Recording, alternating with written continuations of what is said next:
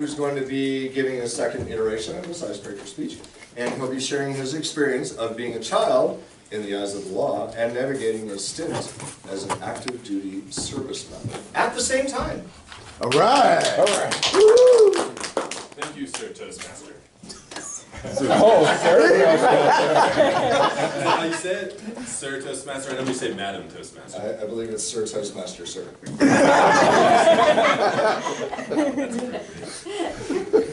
kind of like the chair thing. I might have to steal that one for the speech. Don't start my time. Oh, okay. I'm setting. We're started. Good morning. Good morning. Did you know that the youngest person to fight for the United States in either World War I or World War II was 12 years old? Wow. I didn't. Could you imagine fighting on the brutal, bloody, unforgiving battlefield at only 12? My icebreaker speech today is going to be around my uncommon experience as a minor in the military. My father was a career Navy man. My mother served a stint in the Navy, as well as a stint in the Army National Guard. I was a troubled teenager with no plans to follow suit. As these things tend to go, I became involved in the wrong group of friends in my hometown, got way too far into partying, and ended up drastically failing 10th grade.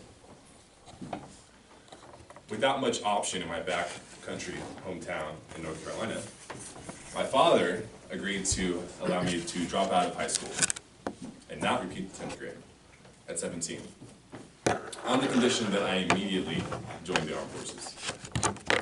So that's what I did. And a couple weeks after my 17th birthday, my father signed a waiver, and I was able to join the Army. I shipped out to Georgia for basic training just 1 month after I turned 17. I was the youngest person in basic training, by far. I was the youngest person in the secondary school called AIT. I was the youngest person to go through airborne or jump school. When I finally arrived to my unit at the 82nd Airborne, I was enthusiastic, only to find that my unit had already deployed. And at age 17, I was too young to go to a combat zone with them. So I ended up in what was called the Rear D. The Rear D is for leftovers, people who can't deploy. It's hurt people, pregnant women, people that its job doesn't require them to. So instead of joining the other team members in Afghanistan, I stayed behind, mowed lawns, washed toilets, swept floors, did a lot of funeral detail, not a whole lot of training. I was really great at the 21 gun salutes, but not much else. When I finally turned 18 and deployed to Afghanistan in 2007, I had no idea what I was doing. But that was mostly fine because my deployment was mostly boring. I spent a lot of time on forward operating bases in Bagram, in Jalalabad, in Kandahar, in Afghanistan, going to the gym, hanging on the VFAC, watching movies, buying bootleg DVDs in the bazaar.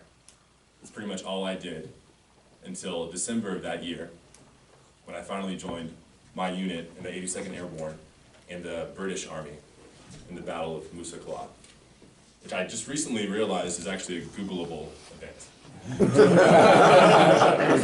Not quite D-Day, but not even pretty close. So Musa Kala was horribly piquant.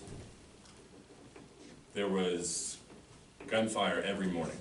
Every morning at sunset, we were attacked by mortars and small arms fire. My job was as a fire support specialist.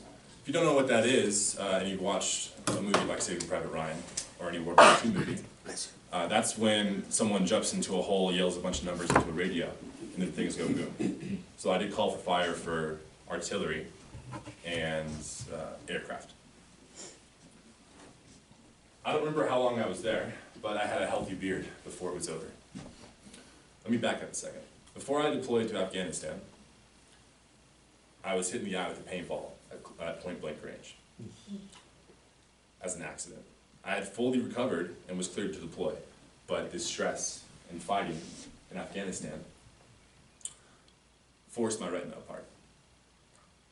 So when I returned from Musa Qala, I got checked out by the medics, and that was the end of that journey. So I ended up in Germany, then Walter Reed. 6 failed retinal attachment surgeries later, I started my med board process, and that was it.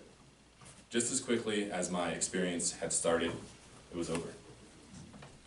I left the military jaded and displeased with my experience. But I'm happy I went through that because it helped make me who I am today. The military can teach you great things.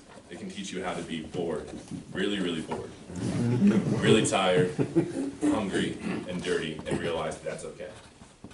The military set me up with a paid education, with a great resume start, and I left with more confidence and ambition than when I entered.